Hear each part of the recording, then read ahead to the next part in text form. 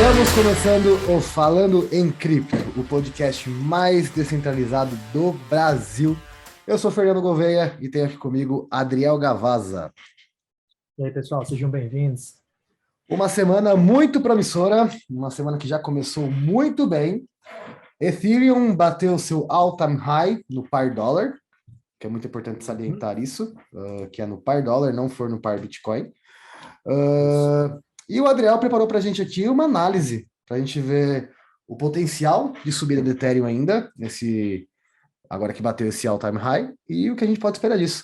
Adriel, por favor, faça as honras, compartilhe para você que está escutando a gente pelo Spotify, sugiro que você depois, quando tiver um tempinho, veja essa parte no YouTube, para você conseguir ver a análise que o Adriel vai fazer, tá bom? É sugestão de amigo mesmo.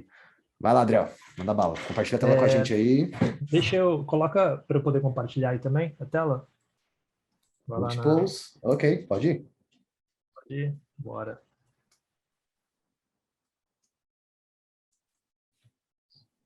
Estou aqui com o Ethereum aberto aqui, né? E aí é o seguinte, como o Fernando falou, no par dólar, ele já bateu a máxima histórica dele. Ó. Se a gente fizer uma linha essa era a máxima histórica dele, já rompeu. E aí a gente continua de uma linha de tendência de alta, um novo ciclo de alta agora do Ethereum. E, ao meu ver, né, ele está bem longe do fim ainda. A gente observa aqui uma coisa bem interessante também, Fernando. Ó, recentemente a gente teve um fundo duplo aqui. Tá? Para quem não sabe, um fundo duplo é um padrão de figura de gráfico, um padrão gráfico, e é uma figura excelente, porque geralmente após o rompimento de um fundo duplo, né, a gente tem um ciclo de alta. E aí aqui a gente teve, acho que 3 semanas atrás, a gente teve esse fundo duplo, e desde então a gente começou um ciclo de alta. Agora batendo o all-time high. E aí quando a gente vem no par Bitcoin, a história muda um pouquinho. Né? O Ethereum ele ainda não bateu o all-time high no Bitcoin. O que isso significa, pessoal? No dólar, né, é o preço da cotação do ativo. No Bitcoin, quando você compara com o Bitcoin, para um ativo, ele precisa performar melhor do que o Bitcoin. Né? Quando a gente faz um trade no par do Bitcoin, ele precisa estar performando melhor do que o Bitcoin para valer a pena. Então, se a gente observar aqui de onde estamos agora até a linha do all-time high, por exemplo, no par do Bitcoin, a gente ainda tem 10% para crescer ainda para chegar lá. Isso é bem interessante porque a gente ainda tem margem para chegar no all-time high no par Bitcoin. E como a gente sabe que o Bitcoin está voltando agora, a gente vai fazer uma análise rapidinho do Bitcoin, mas a gente, só para poder finalizar aqui a do Ethereum, a gente sabe que o Bitcoin está voltando, está ali na briga de volta do all-time high do Bitcoin, isso dá margem também para o Ethereum crescer. Né? A gente sabe que quando o Bitcoin cresce, ele tende a puxar as altcoins, pelo menos algumas das altcoins, para cima. E como a gente ainda não atingiu o all-time high aqui no Ethereum, no par Bitcoin, tem bastante espaço para crescer ainda. Então, fiquem atentos no Ethereum, pessoal. Acredito que nos próximos dias a gente vai ver um cenário muito, muito legal para o Ethereum. Ele vai continuar essa subida dele. E se você não está exposto ainda, de repente vale a pena você se expor agora. Ô, Adriel, só explica para o pessoal por que a gente faz esses trades no par, por exemplo, no caso Ethereum com Bitcoin. Explica para o pessoal por que a gente não fica só no Ethereum dólar, a gente também faz Ethereum Bitcoin. Explica aí, pessoal, por favor. Eu acho a maioria dos meus trades, pelo menos, na verdade, quase todos os meus trades são no par Bitcoin por 2 motivos. Porque, como eu disse, se um ativo, se ele está performando melhor do que o Bitcoin, aqui é excelente para a gente, porque significa que, não vou dizer performando melhor que o dólar, porque o preço é precificado em dólar, mas se ele está performando melhor do que o Bitcoin, que é o carro-chefe, né, ele está performando muito bem. E o segundo motivo é porque a gente quer aumentar nossa quantidade de satoshis. Então, a gente abre o trade no par Bitcoin, porque o resultado desse trade, quando a gente fechar, ele vai ser em Bitcoin. Então, qualquer lucro que a gente tenha nesse trade vai aumentar nossa quantidade de satoshis, né? Nossas frações de Bitcoin. Pelo menos esses são os meus 2 motivos, Fernando. Se você tiver alguma coisa para acrescentar, Não. fique à vontade. É porque, como você é o cara do trade aqui no Falando em Cripto, né? Então, só para deixar claro isso aí, porque às vezes o pessoal pergunta, pô, mas por que eu não faço direto no dólar e faço meu lucro no dólar? Porque é justamente É, isso. No final, o nosso objetivo sempre é acumular mais satoshis, né? isso, Sempre. isso. E se você observar, um ativo ele é precificado em dólar. Para ele, aí tem vários cenários, vai de pessoa para pessoa. Se você quer fazer um trade para lucrar e realizar aquele lucro e tornar aquele ativo em moeda fiduciária, né, em dólar, beleza, de repente seja melhor você fazer ele em dólar, porque daí você não tem variação nenhuma, nem para mais nem para menos no resultado, né, que você tem. Já se você se você quer realizar esse lucro, mas você está fazendo ele no par do Bitcoin, pode ser que no momento que você vai realizar esse lucro, o Bitcoin entre numa queda ali e você acabe saindo no prejuízo, se você for realizar esse lucro no curto prazo. Mas como o nosso intuito é acumular satoshis lá para, né, lá para frente, então para a gente pouco importa. Para a gente é melhor fazer o trade no par do Bitcoin. Excelente. Muito bom. E o Bitcoin, André? O que a gente pode esperar do Bitcoin? Cara, o Caralho, Bitcoin 66? Eu não entrei hoje, hein? tá com Puta que 66, pariu! 65.800 agora. 66 e pouquinho. Cara, a gente vinha ali a gente bateu o all-time high do Bitcoin, né, 67 mil, e ele deu uma correção, como era esperado, toda alta, você vai encontrar a gente realizando lucro, e isso vai trazer uma correção, é normal, e a gente seguiu ali de uma lateralização, né, o que a gente chama ou de indecisão ou de acumulação ali, né, uma zona de acumulação, que é onde o pessoal não está nem vendendo muito nem comprando muito, né, se assim podemos colocar. Mas a gente consegue observar aqui, tanto no gráfico de 4 horas, no gráfico diário, no gráfico de 1 hora, um triângulo, né? Um triângulo, Simétrico. isso. E a gente conseguiu romper, né? Esse triângulo ali agora, e a gente chegou numa zona de resistência, né? Aqui, ó. A gente chegou nessa zona aqui, que é uma zona de resistência agora, que é a zona dos 65 até os 67 mil. E tá uma briga boa. Se a gente der um zoom aqui, ó, no finalzinho aqui, tudo bem que nós chegamos lá hoje, né? Não tem muito histórico ainda, mas estamos ali, ó, numa linha de resistência que chegou a bater hoje 76.700, eu acho. E a gente tem que esperar chegar aqui, ó, na linha dos 67, que é o all-time high. E aí, se você quiser acrescentar alguma coisa sobre a análise on-chain, Fernando, porque pelo pouco que eu vi, a gente ainda tá num ciclo de alta, tá bem longe do fim do ciclo de alta ainda. Cara, é muito difícil a gente falar desse ciclo novo agora, porque como a gente tem muito institucional no meio, é impossível a gente fazer comparação com os outros dois ciclos, né?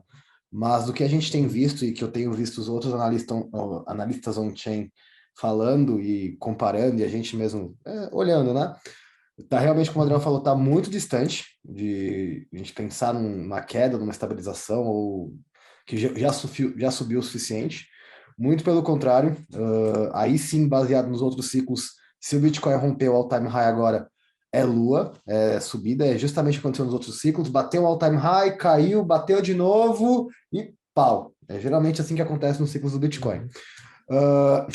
O pessoal não está realizando lucro, os mineradores também não estão vendendo, os novos holders também não estão vendendo, então o pessoal está óbvio, com o preço subindo, né? É normal que os Uhum. holders novos mantenham, mas não dá para dar certeza, porém, se continuar nessa tendência aí que está, capaz de Plan B estar certo e buscar os 100 mil. E seria Sim. muito legal disso acontecer, né? Eu vou, só para a gente finalizar isso daqui, ó, eu mostrei aquele triângulo assimétrico, mas a gente ainda consegue também fazer aqui um retângulo, né? Consegue meio que fazer um retângulo aqui. Ele rompeu, chegou a romper aqui para baixo, né? O que dava a entender que poderia continuar a queda, mas segurou bem nessa resistência aqui dos 58, 57 mil. Inclusive, as duas resistências mais expressivas que a gente tem é na casa do 58 e do 52, né? As resistências, desculpa, os suportes, né? No 58 e no 52. E aqui, né, tanto o triângulo simétrico quanto o retângulo, ele rompeu para cima, né? Rompeu para cima e vamos esperar agora essa briga ali do 68 desculpa, do 66 ali até o 67 e ver se a gente consegue chegar no 68. Sobre o Plan B, cara, apesar de ter que ser um rally bem grande para chegar na casa dos 100 mil, se a gente fizer aqui, ó, uma análise de quantos por cento a gente precisa crescer para chegar nos 100 mil, a gente vai ver que a gente não precisa... Legal, vamos puxar aqui.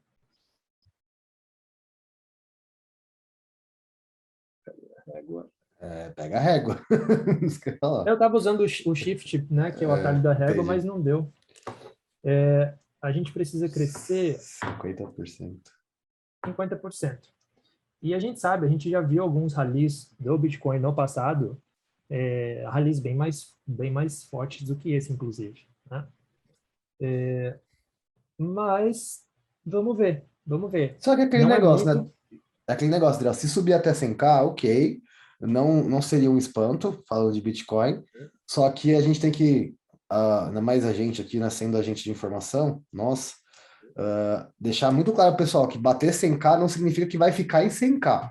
A Não, tendência exato. é que bata 100k e corrija para 60 de novo, 70 numa visão otimista.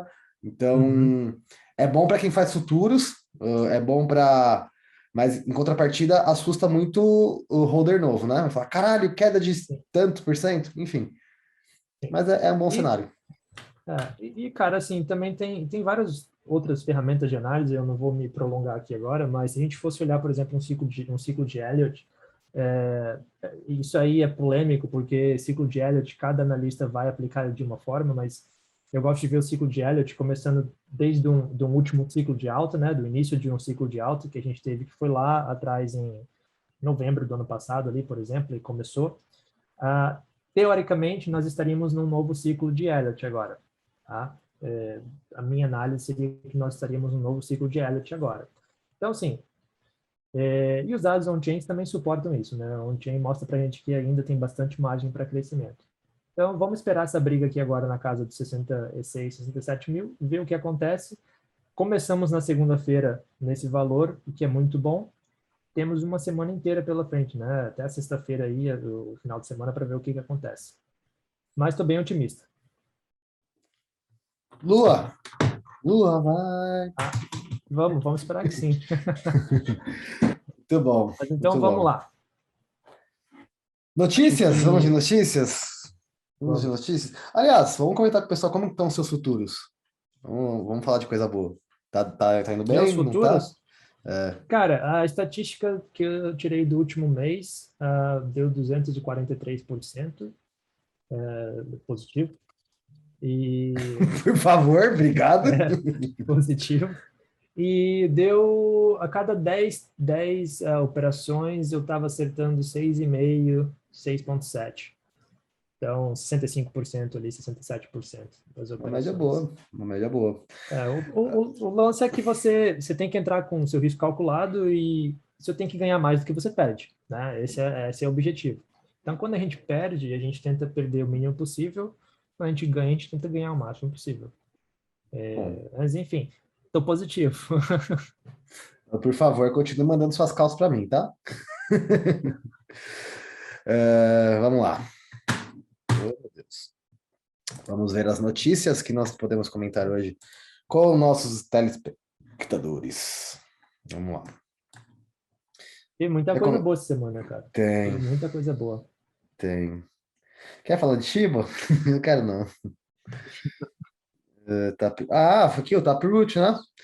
Taproot vai acontecer agora dia 15, né? Taproot está para acontecer agora. Para quem não sabe, Taproot é uma atualização na rede do Bitcoin que vai. É a chamada SegWit, né? SegWit, mais ou menos. Uhum.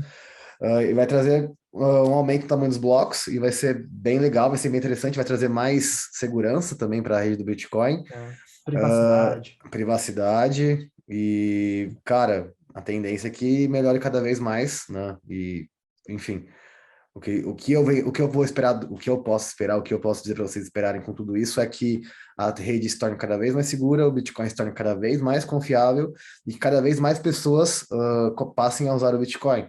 Então, qualquer atualização que a rede. A gente não explicou isso ainda, né? Mas tem o hard fork e o soft fork. O hard fork é quando a rede não entra no consenso em relação às mudanças e cria-se uma divergência. Até que aí, daí que saiu o Bitcoin Cash, aquelas coisas que se dizem Bitcoin, né?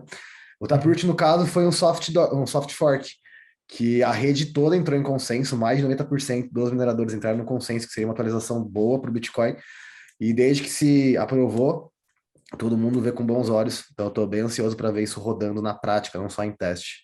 Vamos ver aí como que vai ser. Tô muito empolgado. Também é bom, cara. Toda atualização que venha, né, que traga aprimoramentos, é excelente. É muito bom. Muito bom. O, você Isso aqui, ó, viu que você viu que a Binance está contratando ex-auditor da Receita Federal agora? é da Receita Americana, É, né? mas mesmo assim, né? É controverso até, né? Porque a Binance diz que é porque...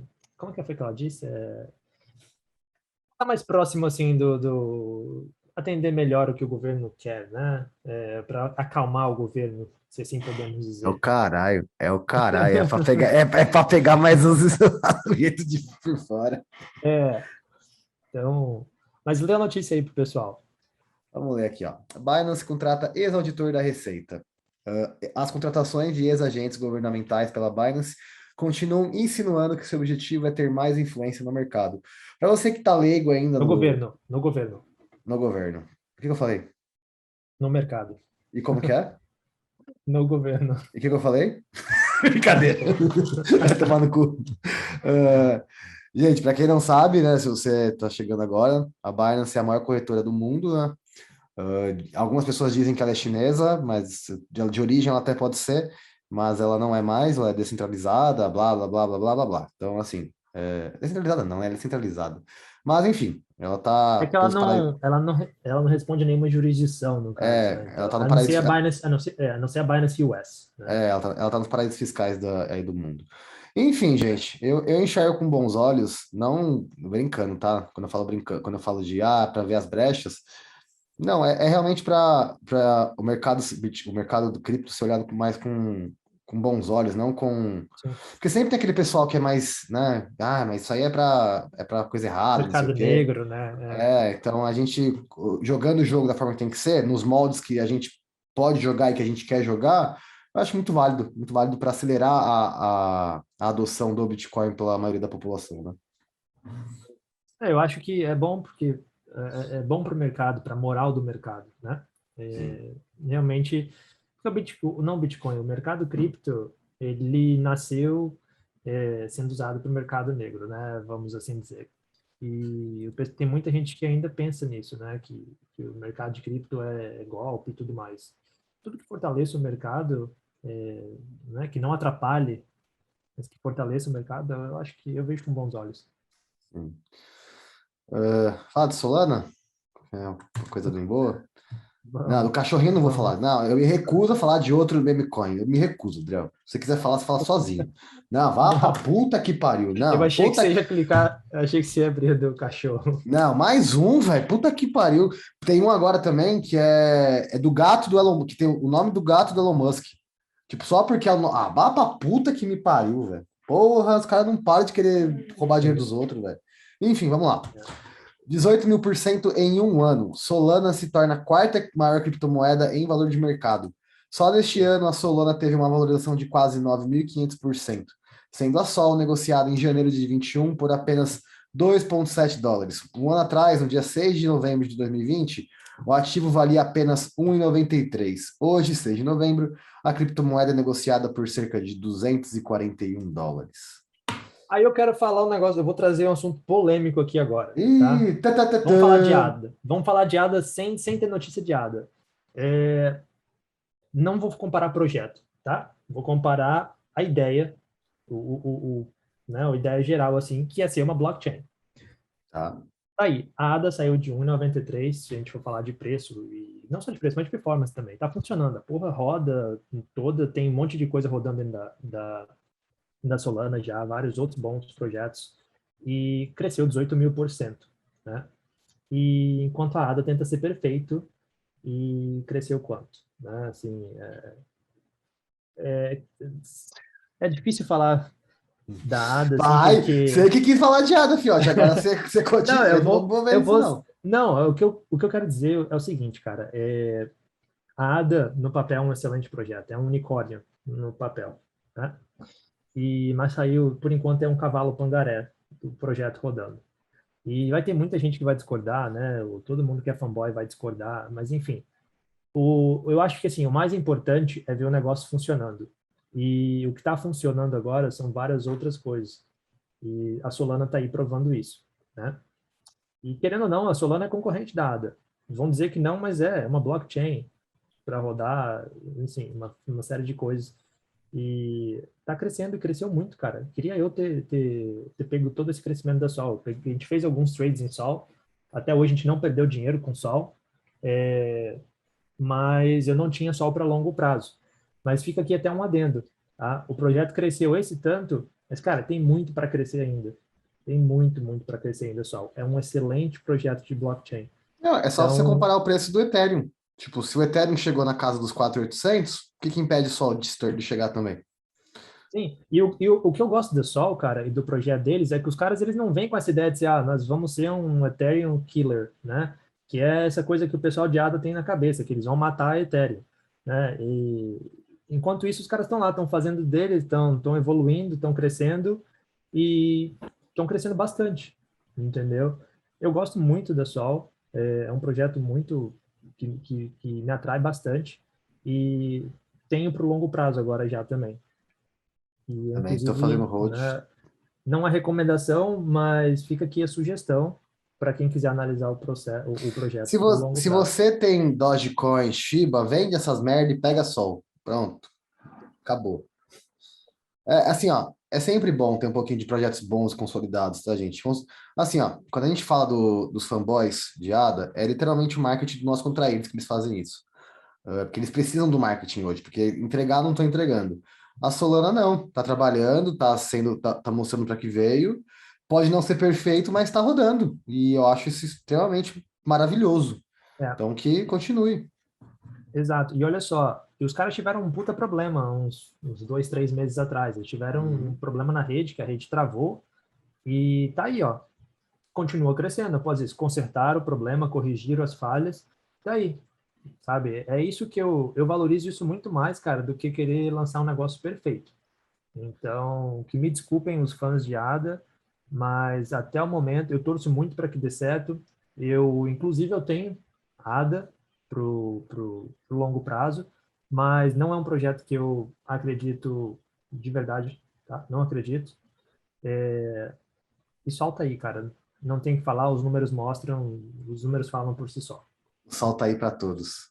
Nossa, Exato. muito ruim, É muito ruim, bem, muito ruim. Pô, isso aqui é um. Eu quero ler essa notícia porque eu acho muito interessante. Como eu sei que a gente tem gente que escuta a gente dos Estados Unidos, eu quero muito ter a oportunidade de ir. O Adriel vai estar lá por perto, se Deus quiser. Então fica eu aqui, ó. quero ir, cara. Eu, inclusive, ia Eu conversar quero. com você depois, para depois a gente. Mas, enfim, Cara, eu enfim, quero deixa eu ir, ler a cara. notícia. Conferência Bitcoin 2022 já tem data, confira as atrações. O Bitcoin 2022, conferência relacionada à maior criptomoeda do mundo, terá programação de 4 dias, entre 6 e 9 de abril, e ocorrerá em Miami. Gente, eu acho muito legal você ir especificamente para essa feira, tá? Por todo o network que se faz por trás. E, por exemplo, Sol foi lançada na feira de 2019, se não me engano, ou 18. Nessa mesma feira, acho que de 19, não lembro agora. Não, me desculpem se eu errar o ano. E quem foi nessa feira e viu o projeto, comprou Sol a centavos de dólar. E, né, tá no preço que tá hoje. E tirando, cara, você vai ver os melhores analistas possíveis de criptomoeda. Cripto, Você vai de ver criptomoeda. você vai ver os projetistas também das próximas boas criptos. O próprio Vitalik está sempre lá, tá sempre por lá. Enfim, se você está nos Estados Unidos, se você tem a oportunidade de ir para lá em abril, se você gosta de Bitcoin, né, gosta desse mundo cripto, é extremamente, cara, importante e legal de ir. Eu vou ver com o Adriel, vou ver com a minha mulher da gente ir ano que vem, porque, cara, é um. Quem sabe gravar um podcast de lá, gravar um episódio de lá. Pensou? Sim, Vitalik, vem cá. sim. Vitalik, para de ser vergonha. Vem aqui, dá um oi pro Brasil. Pronto, aí, ó, que legal. Aí tá o Elon Musk passando, chupa, pump and dump do caralho. E vamos zoando todo mundo. Pô, ia ser do caralho. Vamos, cara, eu acho assim, sensacional pelo networking, pelas oportunidades de conhecer os projetos que estão ainda por vir, né? Inclusive, se eu não me engano, como que é? A Acria, né, também estava Aqui. lá no ano passado, se não me engano. Ah, mas Enfim, vamos fazer um parêntese com a Acre. Pô, fez parceria com a Shiba, velho. Você viu no site? não vi, Eu eu não espero, acompanhei recentemente. eu juro que eu espero é bom, mas eu espero que tenha sido isso para aproveitar o hype de Shiba, porque, mano, fazer parceria com Shiba é um tapa na minha cara, velho. É um tapa na minha cara. Mas Acria é aquele projeto, né, cara, que você coloca pouca grana e não, nem esperando nada, mas se der alguma coisa, deu. Então, assim, o projeto, a ideia dele é boa, né? Mas é aquele negócio, você põe seu dinheiro lá e esquece. A gente nem tem lançamento nem nada ainda, então. Mas enfim, é uma conferência, fica a dica para se alguém tiver lá pela Flórida, ou quiser ir, vai ser em Miami, né? Fica a dica, acho muito válido. Tirando que vai Qual estar que um é? calor do caralho, vamos pra É praia. Miami, né, cara? É Miami, pô. Bitcoin Life, já É. aluga as Lambo. Aí, Bitcoin já vai estar aos US$ 120 mil, já. Oh, meu Deus. Mas eu não vou vender, É, então não vou realizar lucro, não. Tomara tomara que a Acre esteja rodando até lá e eu possa vender minhas Acre. Aí pronto. Enfim. é, é, vende as Doge que você tem, que eu sei, tá ligado? cara, quando a Dodge deu aquele up, não vou ser hipócrita, eu fiquei balançado. Falei, cara, devia ter pelo menos US$ 100. Tipo, não vai fazer falta. Bota US$ 100 nesse projeto bosta, pelo amor de Deus. Mas, enfim. Vamos ver essa aqui, eu acho legal também, para quem gosta desse mundo de NFT. Países da Ásia Pacífico lideram o ranking mundial de pesquisas por NFT no Google.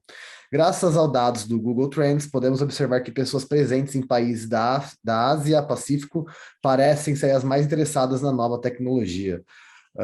Não só NFT, eu tinha visto uma reportagem que o pessoal da Ásia também está muito interessado nesse meta-universo Sim, que o Facebook vai lançar. Inclusive, na aula de terça, foi na aula de quinta-feira, né, que a gente falou com. quinta. Caramba, sempre me foge o nome dele, o guri. Enfim, a gente tava dando aula da aventurinha na quinta-feira e quando acabou a aula a gente começou a falar disso, de meta-universo, dessas coisas. E, cara, a gente viajou, né? Fala aí, André, a gente deu uma Foi com o viajada monstro. Thiago, né? Ah, o Thiago, desculpa, Foi com o Ti. O Thiago Thiago. escuta, desculpa que eu sempre esqueço o nome de todo mundo, eu sou péssimo com nomes. E, cara, a gente viajou nos papos e, tipo, parando para analisar depois, a gente não viajou tanto, porque, assim, gente, vocês para entenderem o contexto, não só esse mundo de NFT, mas esse meta-universo, vocês conseguem enxergar que vai ser um novo universo que você vai poder ser o que você quiser? Caralho, isso é do caralho. Mas mesmo eu tenho medo da porra disso. Porque, tipo, a gente vai se perder, mano. É, é um pouco assustador, cara. Vai mudar completamente o jeito que a gente vê a vida, literalmente. Literalmente. Você é, pega uma comparação, por exemplo, como que era a sua vida antes de Facebook, WhatsApp e Instagram, né? Eu usava MSN Messenger. É tipo, hoje, quando. Até o Thiago ele fez uma comparação naquele dia muito legal, né? Quando caiu o Facebook, o Instagram e o WhatsApp, o pessoal falou: ah, tô sem internet. Né? Não, porra, tinha um mundo de internet, né? Tem o Google, todos os outros sites, mas o pessoal resume a vida deles a Instagram, Facebook e WhatsApp. Então, o Facebook mudou a vida da gente de uma forma tremenda. E agora eles estão vindo com mais uma coisa que é, assim, uma ideia realmente revolucionária. A gente já teve conceitos no passado, né, como Second Life, por exemplo, mas está vindo agora trazendo tecnologias que não existiam antes, que existem agora, e, cara, vai ser, assim, realmente revolucionário. E com isso, várias oportunidades. Literalmente, várias oportunidades. Vários projetos que vão ser lançados especificamente para metaverso, enfim, várias tecnologias. Vai ser, assim, uma coisa que a gente vai ver mudando a forma, não vou dizer como a gente vive, mas do que a gente pode esperar para o futuro. Como a gente vive, a gente pode dizer. E, gente, aproveitem isso, porque é todo um novo universo de possibilidades de negócios, tá? Então, vocês podem reformular toda a vida de vocês. Não acho que vai demorar 20, 30 anos pra gente viver, tipo, naquela série lá, como é o nome da série que fala disso? Eu sempre esqueço, eu Black sou Mirror. péssimo. Black Mirror, não vai demorar pra gente ver uma coisa daquela agora. É questão de. Cara, porque se eles já falaram que vai ter, é porque já tá, o projeto tá bem avançado, pode ter certeza. Eles não iam soltar um bagulho que tá. Então Já tem entendam que gente testando. então, Tem gente testando. é uma possibilidade muito boa de negócio. Cara, eu tava lembrando, sabe um episódio que eu gostei pra caralho daquele negócio e eu queria muito poder fazer? O videogame real, velho. Lembra do episódio que é o videogame real? Que o cara joga um jogo de terror real? Tipo, Não ele vai pra lembro. casa, coloca o negócio na cabeça e, tipo, ele acorda do nada na sala e os fantasmas são de verdade, vêm pra cima dele. Mano, aquilo lá deve ser do caralho. Precisa jogar Resident É, Evil real. Mano, é. puta que pariu, que da hora. E o bom, você não Mas é a morre. ideia, né, cara? Mas a ideia eu acho que inclusive é essa, porque você consegue literalmente viver dentro do universo, né? Está lá. Cara, vai ser assim do caralho. Tô muito Ó, feliz que a gente tá vivo para ver isso. eu preciso assumir aqui publicamente o que eu falei para Adriano e pro Thiago no dia. Eu tenho um medo do cacete disso, porque eu sou viciado em rede social. Tô o dia inteiro. Uhum. Imagina eu poder ser tudo o que eu sempre quis ser. Puta que pariu. Nossa, É, pô, eu literalmente. quero. Hoje eu quero ir pro sol. Eu quero ver o sol Ó, de perto. você quer ver uma ideia de meta-universo bem pra gente trazer? Lembra do filme Avatar? Não o Lembro. mestre dos ar lá da água, o Sim, de sim, azul, dá. né? Os azulzão. É, é, os caras iam lá, entravam na máquina e viravam um avatar, né? Sim. Então, era o metaverso deles. Então, assim, só para a nível de comparação, a capacidade do que o meta-universo pode fazer para a gente. Só que também um adendo aqui, pessoal, é o seguinte, inclusive, para quem está ouvindo e quer colocar dinheiro nessas moedas que estão começando a abrir agora para o metaverso, tomem muito cuidado, porque é tudo muito especulativo ainda, da mesma forma que sobe e desce, tá? Então, teve muita gente que ganhou dinheiro com aquela maná e muita gente que perdeu dinheiro com a maná. Então, tenha um cuidado na empolgação também para entrar nesses projetos que envolvem metaverso. Mas acho que É, é isso aí. até porque vai ter muito golpe aparecer nesse meio tempo, tá, gente? Então, Sim, bastante, bastante. Ah, cuidado. cara, só para finalizar a NFT que eu lembrei aqui agora, teve Ah, um cantor, um rapper americano, que ele fez a venda de um álbum dele em NFT, ele vendeu 1 milhão de cópias em 17 segundos. ah, Ele- mas o intuito do NFT não é vender o original? Tipo, o único? eu não sei o que aconteceu, eu sei que ele vendeu Virou várzea, 1 milhão virou várzea, virou várzea.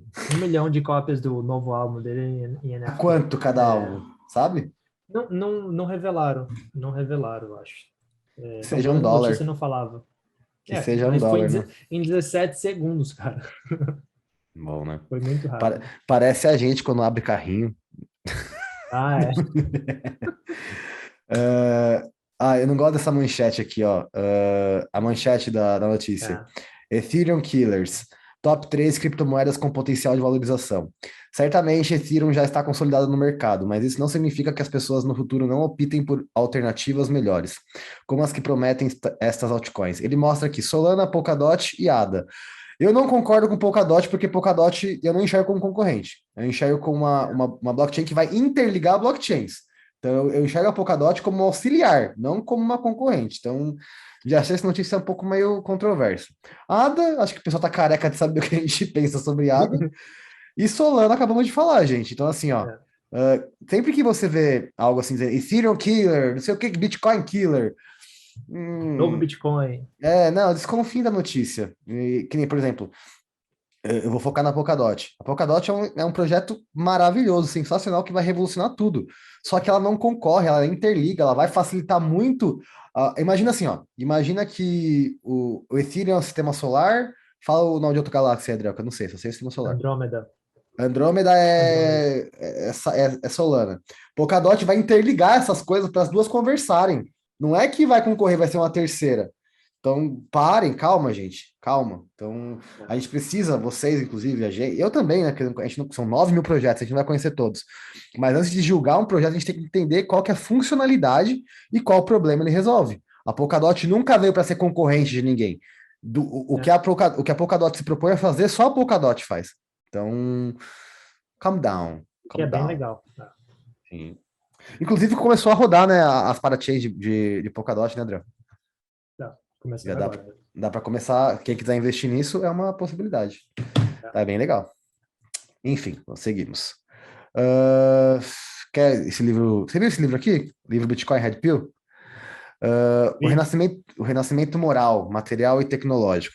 A obra foi escrita para economizar o tempo dos autores, que têm que explicar repetidamente a falsidade dos diversos mitos sobre o Bitcoin e as várias inverdades promovidas pelo sistema Fiat Legacy. Então é um livro, tipo, ele faz associação àquele Red Pill e Blue Pill, que tem o não é meme, né? É É do Matrix, Matrix. né? É do Do Matrix. Matrix, é. Então, tipo, você pega o Red Pill, toma, você lê esse livro, né? E tudo que vai contra o Bitcoin ele desmascara. Então, eu acho bem Isso. interessante. Eu pretendo, inclusive, comprar para eu ver, pra eu ler esse É, livro aí. Vamos ver. sim. Comentar alguma coisa ali, Vai ser bem André? interessante, que os caras vêm, eles vêm já, tipo, sentando o pau. Eles vêm mostrando que o É, Bitcoin e para é, aqui veio. e é brasileiro, tá, gente? É aqui, ó, do Guilherme Bandeira. Então, toda literatura que é válida, assim, ó, eu não li, mas a ideia é legal. Então, para eu poder trazer, não só aqui para vocês, mas na mentoria, o Adriel sabe, eu gosto muito de trazer literatura para os alunos. Eu gosto de dar aula e no final sempre indicar um livro, sempre indicar uma coisa de referência. Então, eu vou comprar sim, vou ler e trago aqui para vocês depois. Mas a ideia eu gosto, porque eu acho que a gente tem que ganhar tempo, né? Pra gente conseguir Sim. acelerar o processo, ganhar tempo de, ó, não, lê esse livro aqui, ó. Lê esse livro aqui, ou escuta esse episódio aqui. Entendeu? Então, eu acho bem interessante. Vou comprar, vou comprar. Uh, esse tipo de notícia que eu não gosto. Uhum. Aqui, Stock to Flow. E depois quero falar do Elon Sim. Musk de novo, né? Para variar. Uhum. Uh, preço do Bitcoin não seguirá apenas o Stock to Flow, diz Plan B. Segundo o criador do modelo Stock to Flow, Plan B, o preço do Bitcoin não está seguindo apenas esse indicador, mas outros dois diferentes que também compõem sua análise. O Stock to Flow, para quem não conhece o modelo de análise on-chain, gente, ele se baseia em ativos escassos, né? Ele pegou a referência o Plan B, que foi o criador do modelo Stock to Flow, ele pegou os modelos do ouro, prata e teve mais um outro, eu sou péssimo com o nome, platina, se não me engano, e fez o modelo adaptado para o Bitcoin, né, com as 21 milhões de unidades e tudo mais. E agora ele está dizendo que não é só estoque de flow que a gente tem que olhar, a gente tem que olhar dois outros. Ele falou aqui quais são os outros dois. Ele falou no podcast, cara. Eu não vi ainda, mas eu acredito que ele deve ter falado do FOMO, né? Do Stock to FOMO, que é o Uhum, Fear of Missing Out. uhum, É, não sei, posso estar falando besteira, mas é um outro. sim. Sim, mas Enfim, assim, gente, a gente tem que entender que para fazer essas análises que o Plan B faz, ele não olha só uma análise, tá? Ele não olha só o Rodo Ratio, ele não olha só o Stock to Flow, ele faz todo analista on-chain, ele faz uma análise completa de todas as possíveis análises, todos os componentes. Então, assim, ó, ele não costuma errar, gente. Ele é um cara que é macaco velho de cripto e é que eu não gosto de ficar, não, vai, é isso, mas o que eu tenho visto na análise on-chain também, no pouco que eu sei, que o Adriel, a gente já avisou aqui, o Adriel está se desenvolvendo cada vez mais na prática de análise gráfica e eu na análise on-chain, para a gente ter os dois, não falando em cripto e na mentoria. E o que eu tenho visto lá é realmente isso, como eu te falei falando no começo do episódio. A tendência não é de baixa ainda, até bem longe, porém, ainda tem uns adentes que podem melhorar mais ainda, que vão melhorar mais ainda essa subida, que são os institucionais. Lembrando que os institucionais não vão vender. Qual que é o fundo que tem lá 100 mil, cento e poucos, 110 mil bitcoins? micro, a A MicroStrategy. MicroStrategy já deixou ali estopado 110 mil bitcoins, que não vai vender por nada. Não pelo menos nos próximos anos. Então, assim, isso vai fazer com que a oferta se torne cada vez mais escassa, gente. Então, Uhum. oferta e demanda. Uma maior demanda, oferta menor, preço na lua. Então, Certo. atentos. Vale lembrar, assim, o cenário hoje do Bitcoin é muito diferente do cenário de 2017, por exemplo, que foi o último, né, último ciclo de alta que a gente teve do Bitcoin, porque antes não tinha os institucionais, né, não tinha as empresas. Hoje já tem os institucionais comprando Bitcoin para o longo prazo e tem várias outras instituições de forma diretas e indiretas negociando Bitcoin. Então, é um cenário completamente diferente do que a gente tinha em 2017. Então, assim, essa é a opinião minha, tá? Baseado fontes da minha cabeça. Nossa, da minha A gente cabeça. não, a gente não deve ver, cara, quedas tão expressivas como a gente viu no passado, a gente vai ver correções, isso sempre vai existir, mas eu não acredito que a gente vai ver quedas tão expressivas a ponto de cair 60%, por exemplo, 70%, porque o cenário é completamente diferente do que era no passado hoje. Então, hoje o mercado está muito mais forte, tem muito mais dinheiro envolvido, tem muito mais corporações envolvidas. Então, assim, é completamente diferente do que era antes. Eu estou vendo aqui a notícia só para falar. Ele fala de um modelo que se chama Floor Model. Eu não sei se você conhece, eu particularmente não conheço esse Floor Model. E ele tem um outro que também não mencionou aqui, não, o outro. Mas eu não conheço. Você conhece esse Floor Model, Fernando? Não, eu tô no básico ainda. O meu é Real Rate, o Stock to Flow. Eu vejo hoje entre 5 a 6. Cara, a gente tá falando do Plan B, é um dos mais antigos, né? Então o cara deve ter uns 20 aí que ele usa para fazer as análises mais completas dele, né? Mas saberei, pode ter certeza que logo mais eu consigo trazer para vocês. Ele fala Enfim, aqui, ó, que diferente do Stock to Flow que mede o preço em dólar, né? Esse aqui ele mede o preço em relação ao on-chain do Bitcoin. Ele fala que é um modelo para substituir indicadores técnicos como o RSI, né? E ele acredita que tem seus erros no modelo. Mas enfim, só para complementar a notícia aí. O próximo ok, aqui vamos ver. que a gente tem é Vamos ver aqui. seu tio Elon Musk. Elon Musk. Elon Musk diz que venderá 10% de ações da Tesla. Vai comprar mais Bitcoin? Elon Musk, o homem mais rico do mundo, CEO da Tesla e fã de Bitcoin, perguntou aos seus 63 milhões de seguidores no Twitter se deve vender 10% das suas ações da empresa no mercado. Uh, Deixa eu ver o que é isso. Tá, estão acusando de evasão fiscal. Eu só quis ler porque semana passada teve um cara da ONU que falou que se o Elon Musk, se 2% da fortuna do Elon Musk dava 6 bilhões de dólares, ele doasse, a ONU conseguiria acabar com a fome no mundo. E ele respondeu: tudo bem, se você conseguir me provar com dados e números que isso vai acontecer, eu vendo agora as ações e te dou esse dinheiro. Porém, eu quero que seja auditável e que tudo seja aberto. O cara nem respondeu mais. O cara nem respondeu mais. Aí, vale ressaltar que o orçamento do ano passado, o orçamento de 2020, se eu não me engano, da ONU, era de 6,4 bilhões que foram gastos em ações ao redor do mundo. Então, me explica aí, né? Como que 6 Cara, bilhões... a fome só vai acabar com o livre mercado, cara. Enquanto você não der condição Sim, do pessoal gerar riqueza, o que a ONU e os governos estão tentando fazer, e fazem desde sempre, é alimentar um ciclo sem fim de pobreza e de necessidade de assistencialismo, que vai gerar sim. votos. Então, não é interessante para eles acabar com a fome. Porque se Porque quiser, se a intenção fosse acabar com a fome, já teria acabado com a fome, gente. é porque, assim, não ataca a causa. Ataca o quê? Ataca o que está acontecendo, como que fala, os sintomas, né? Não sintomas, como que é a palavra, Fernando? Enfim, não ataca a causa. Ataca o que acontece por conta do que Porque, gente, gerou o o problema. problema não é a desigualdade, né? O pessoal muito fala de desigualdade. O problema é a pobreza. Desigualdade sempre vai existir. Sempre vai Sempre, existir. sempre, sempre. Porque, por exemplo, grandes empresários, aliás, não é todo mundo que tem espírito empreendedor. Não adianta. Tem gente que não quer, tem gente que quer trabalhar das 8 às 6 lá, tudo mais, ter o seu dinheirinho e ponto. Mas se você empreende, se você resolve um grande problema de uma grande população, é óbvio que você vai lucrar mais. E por que que você tem que dividir esses seus lucros com todo mundo? Se você que girou, se você que colocou seu pescoço a risco, se você que. Pescoço a risco? Pescoço no jogo, né? Enfim.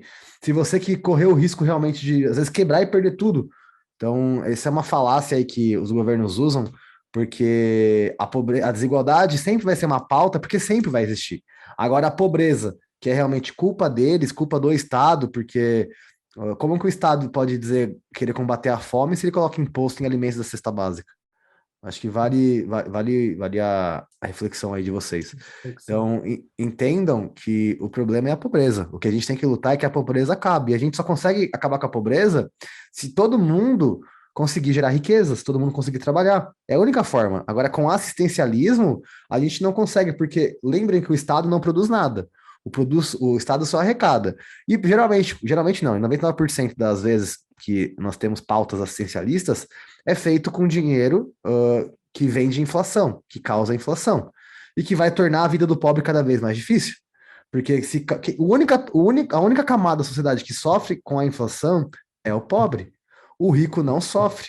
Não sofre, porque diretamente os alimentos ficam mais caros que o pobre. Ele gasta dinheiro com o quê? Com sobrevivência. Com alimentação, com conta de água, luz e tudo mais. O rico não. Isso não vai ser nem 0,5% do orçamento do cara. Então, quem sofre é o pobre. E geralmente é um ciclo sem fim, né? Porque aí o pobre, por ter desinformação, pela ignorância, acaba pedindo mais assistencialismo, que vai causar mais inflação, que vai deixar ele cada vez mais pobre. E é um ciclo sem fim. Então, falta educação financeira. É uma coisa que eu e o Adriano, a gente gosta muito de falar, de educar. Então, tanto que um dos meus projetos, acho que o Adriano nem sabe disso, dos meus projetos de vida é criar uma forma de educação financeira para o pessoal das comunidades. Tipo, não sei se online, não sei de alguma coisa assim, Legal. mas ensinar realmente o cara o que é educação financeira, que ele precisa de um orçamento, que ele precisa saber o que é inflação. E eu ainda não, porque quem não sabe, quem for de São Paulo, eu sou da Brasilândia, eu cresci e passei 24 anos da minha vida na Brasilândia, então eu conheço de perto essa realidade da pessoa que não tem o que comer. Graças a Deus não foi a minha realidade, muito pelo contrário, meus pais me proveram tudo do bom e do melhor, mas eu convivi. Eu vi muita gente, óbvio, tudo que a gente pôde ajudar, a gente ajudou, mas tem vezes que não, né, não é todo mundo que dá para ajudar, então eu sei o que é isso. E eu enxergo na educação, porque não é todo mundo que vai conseguir virar jogador de futebol. A gente sabe que geralmente o moleque de quebrada, ele quer ser jogador de futebol para ajudar a família. E não é todo mundo que vai, e poucos que conseguem ganham realmente dinheiro. E a forma que eu enxergo de conseguir ajudar com o que eu sei hoje é ensinar educação financeira para esse povo, para esse pessoal, e falar, pô, você tem que começar a cuidar. Ah, mas geralmente o que as pessoas falam é, mas eu ganho pouco, como que eu vou organizar meu orçamento? Se você começar, dá. Porque geralmente, né? Fala aí, pode O que eu falar. acho bem, o que eu acho sensacional a ideia, cara, porque existem dois grandes problemas hoje no Brasil e um é que o governo não trata as causas, né, novamente, só as consequências, e a outra é que quando você trata lá na base, lá embaixo, por exemplo, quando você dá, eu falo lá embaixo assim, quando a pessoa é nova, né, criança, desde criança, quando você dá a condição de uma boa educação para aquela pessoa, você muda o futuro dela completamente. Então, hoje a gente viu muito no Brasil acontecendo, cara, na última década, por exemplo, investindo bastante em universidade, bolsa isso para universitário, bolsa aquilo, enfim, beleza. Mas e a educação de base?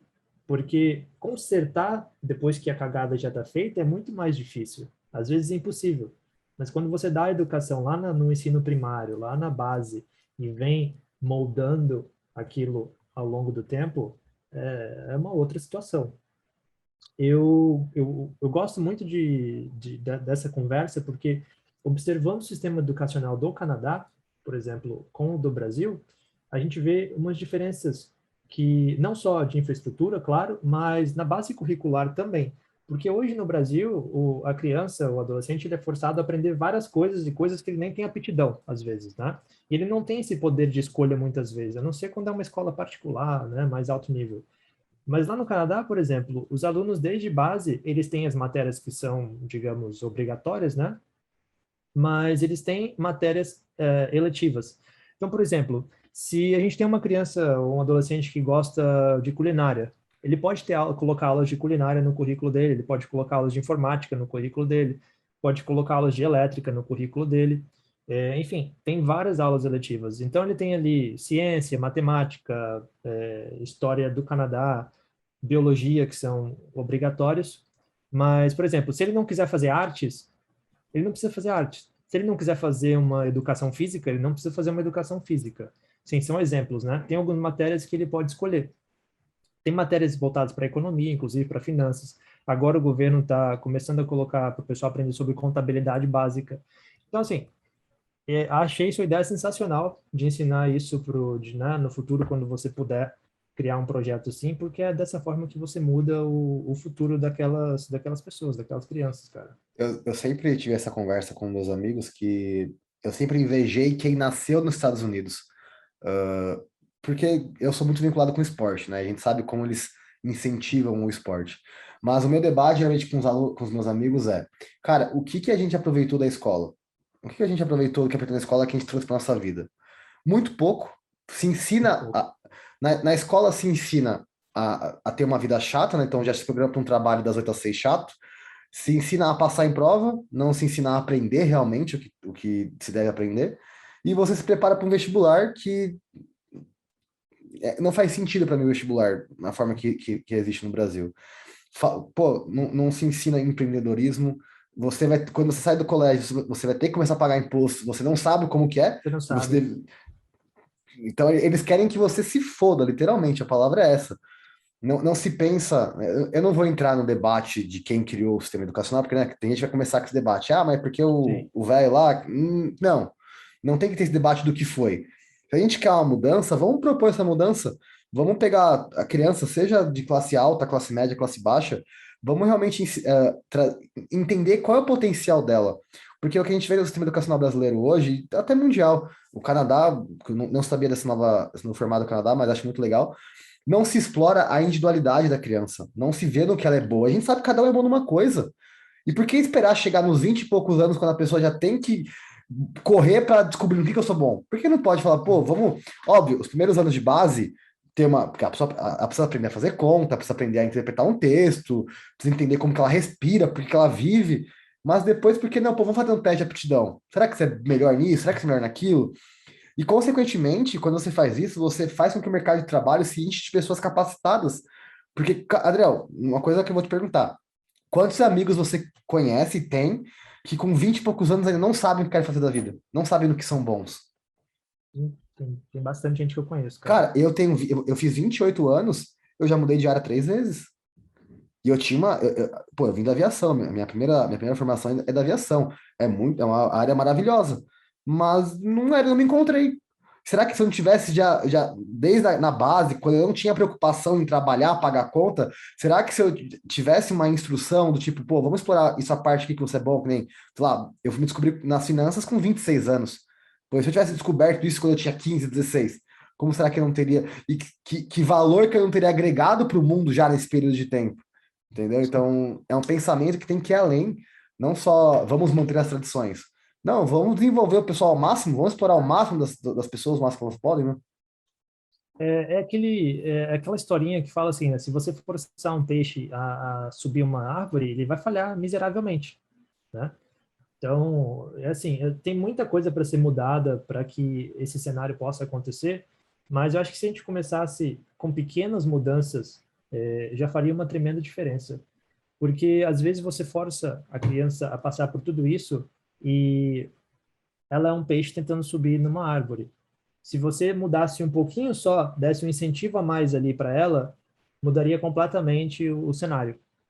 Então, assim, são vários desafios que a gente tem pela frente ainda, mas acho bem legal, cara, a sua ideia. Mas isso Bem também bacana começa mesmo. em casa, tá? Você que está escutando, ouvindo o podcast, isso começa em casa, com os pais, tios. Incentive as suas crianças a se desenvolverem, seja no esporte, Sim. seja numa área que ela mostra o interesse maior, não sei, seja games, ou às vezes a criança está lá prestando atenção numa conversa de adulto de direito. Eu, por exemplo, eu sempre gostei muito de Uhum. direito porque eu via meus pais conversando. Não fui para a área, mas eu tenho certeza que se eu tivesse ido, eu teria um sucesso, porque eu sempre gostei de entender. Então, realmente o papel de pai, de tio, padrinho, sobrinho, o que seja, faça isso como adulto para ajudar a criança, porque se Sim. depender de estado, depender de escola, não vão fazer. Então, é a É forma que você muito pode válido. colaborar. É Sim, muito válido o que você falou, porque a escola, ela é um complemento. Eu diria que a parte mais importante é o que a criança vai aprender dentro de casa. Porque na escola, você já sabe que a criança vai aprender aquilo para colocá-la no mercado de trabalho e procurar um emprego como todo mundo faz na vida. E nem, que a gente já falou, nem chega lá ainda capacitado para isso. Então, o papel dentro de casa, como pai, como mãe, eu não sou pai, não posso falar com propriedade, mas já planejo quando tiver um filho, essa base financeira, essa parte de entender a importância das finanças, a importância de você pensar ali diferente do que todo mundo está pensando um pouquinho, é importante de ser ensinado dentro de casa. Inclusive, deixo a dica aqui para o pessoal daqui do Brasil, que quer começar a ensinar os filhos sobre libertarismo, por exemplo, né, essa parte de escola austríaca, tem uma empresa de livros, eles se chamam Desbravando o Mundo Livre no Instagram, @Desbravando o Mundo Livre. São, assim, eles têm livros educativos, né, infantis, cara, sensacionais. É muito bom para quem tem criança em casa e quer começar, mas não sabe por onde. Tá aí, fica a dica para você que é pai e mãe. Ou que é Desbravando? Desbravando Mundo Livre. Deixa eu abrir aqui. Vou Se abrir, quiser óbvio. mostrar, a gente pode até mostrar para o pessoal. E para quem quer educação financeira, quem quer passar educação financeira para os filhos, eu sempre recomendo o Pai Rico, Pai Pobre. É um clássico da educação financeira. Para Verdade. o seu filho entender o que é ativo, passivo, a importância dele economizar desde já. É uma linguagem fácil, então crianças de 8, 7 anos que, né, aprenderam a ler já vão começar a entender, mas indico mais para aquela criança de 10, 12 anos, acho que já ali já vai entender melhor, né? Enfim. Para quem está vendo pelo YouTube, estamos aqui abertos no Instagram do Desbravando Muito Livre, indicação do Adriel. Gostei já que na primeira line já tá falando de quem é Mises, quem é Uhum. Robert Riggs. Legal. Vou dar uma olhadinha, Cara. porque para quem não sabe, eu tô tentando ter filho. Eu infelizmente perdi um filho já esse ano, mas tô tentando, é um sonho que eu tenho e eu pretendo ser um pai bem assim, bem presente nessa parte. A Regra do É, Ouro, Atlas. Cara, legal. Então eles fica têm aqui para livro, é você. muito legal, cara. Fica a dica aí pro pessoal. Se você tá só pelo Spotify, @Desbravando Mundo Livre. Vale a pena dar uma olhadinha.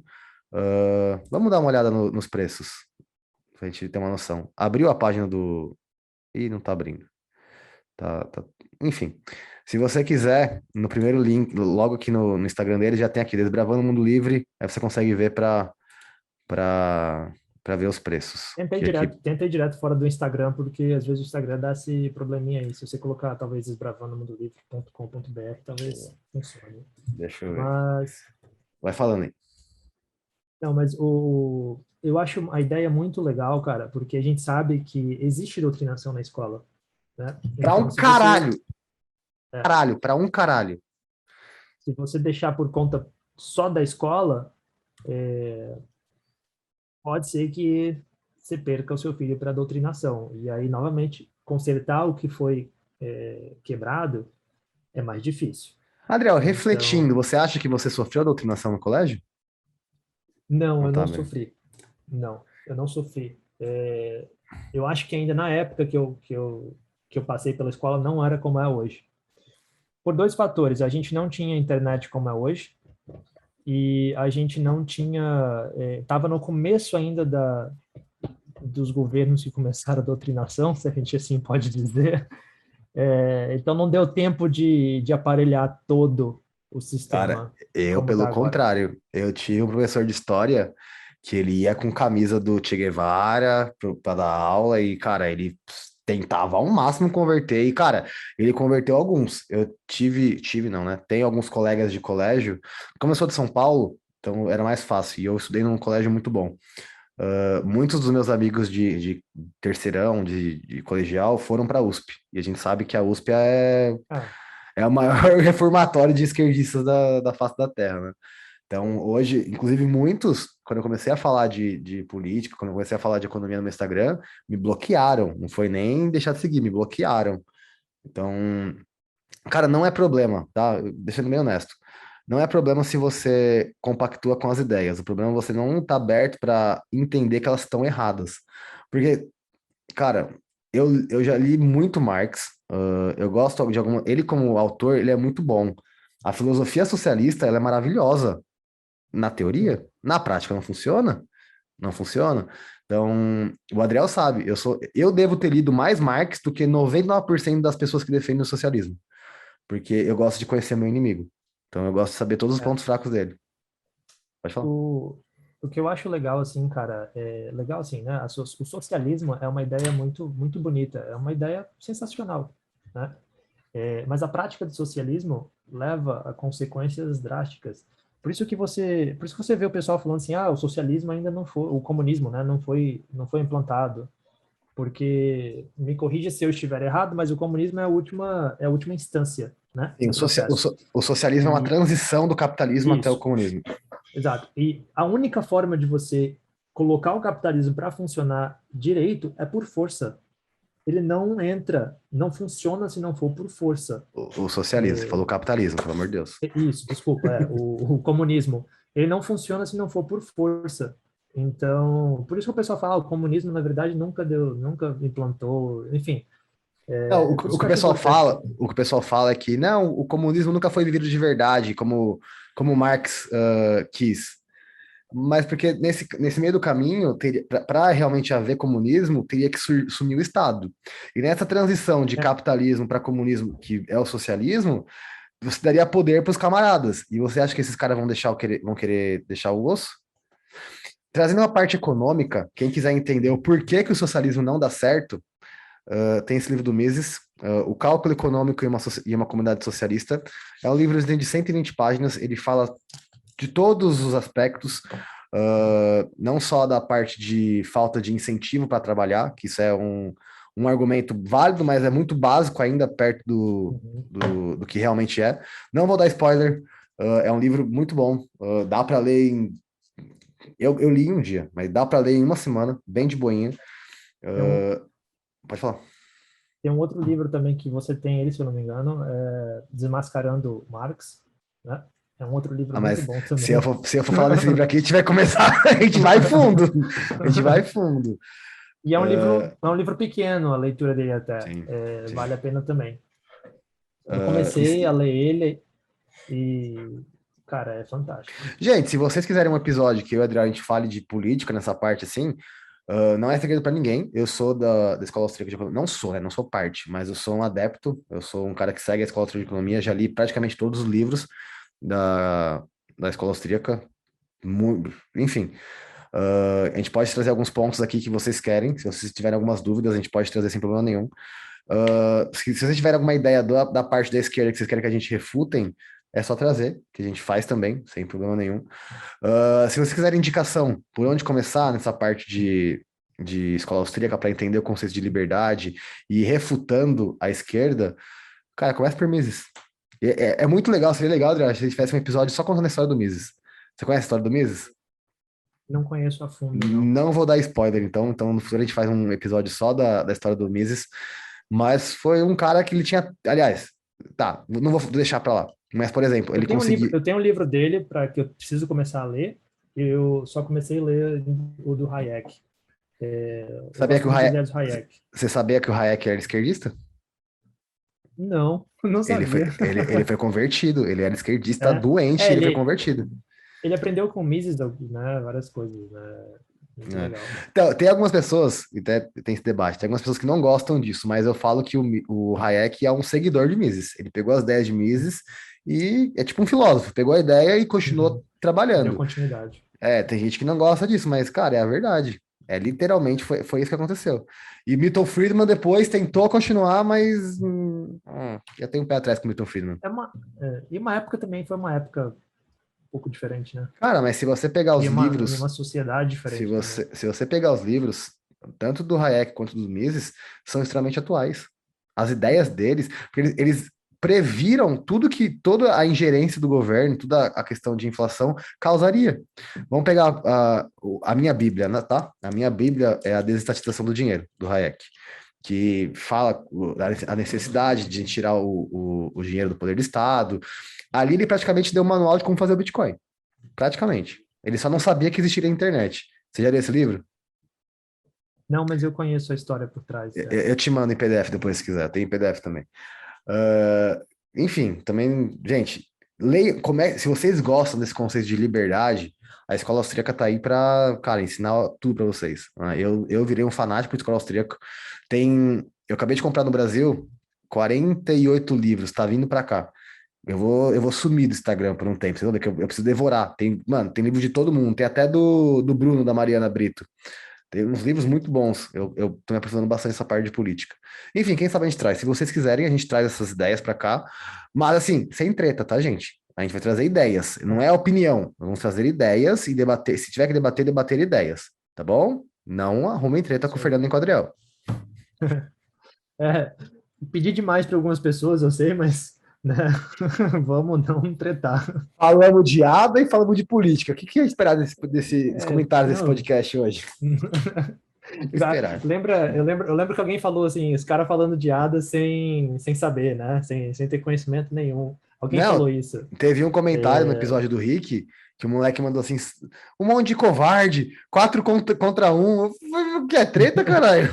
Não é treta, a gente tá debatendo, caralho. Ué, tem que é, ser todo mundo que concorda com o negócio. Inclusive, a gente tem que trazer o Rick de volta aqui, né? Alô, é. Rick, tu tem que voltar.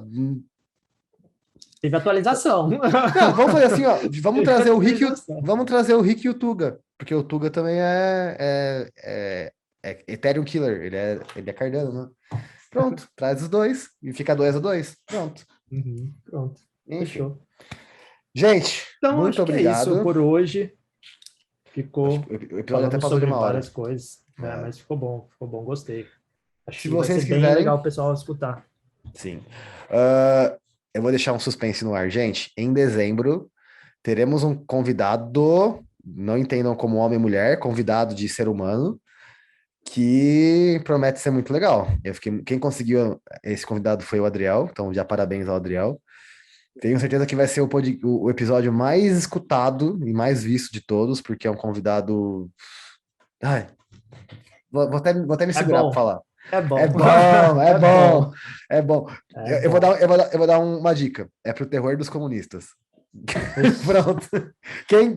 Quem conhece, conhece. Quem não conhecer, enfim. é. Acorda, Enfim. acorda para dar bom dia para comunista. Ela acorda, Mas, vai- os comunistas falam, ai meu Deus do céu, ela acordou. mas Enfim. enfim, aguardem, vai ser Oh, bacana. fiquei feliz demais. Enfim. Driel, qual que é o seu Instagram da semana, por favor? @Adriel Gavaza, com Se, dois vo- Es. se vocês quiserem ver mais análises de criptomoedas, enfim, o Adriel tá sempre postando, tá? Então, bem legal seguir os stories dele. Meu Pede pra gente Instagram. também, pessoal. Manda sugestão pra gente. Fala assim, gente, quero ver análise técnica. E a gente faz, entendeu? É Colabora isso com a aí. gente aí que a gente manda ver. Se vocês quiserem também analisar um chain, também posso vir trazer alguns indicadores para vocês também, tá bom? Meu Instagram, @IamFernandoGouveia, IAM Fernando Gouveia. Você encontra o Falando em Cripto no Spotify, no YouTube e no Instagram como Falando em Cripto, beleza? É nóis, rapaziada. Até semana que vem. Valeu! Valeu!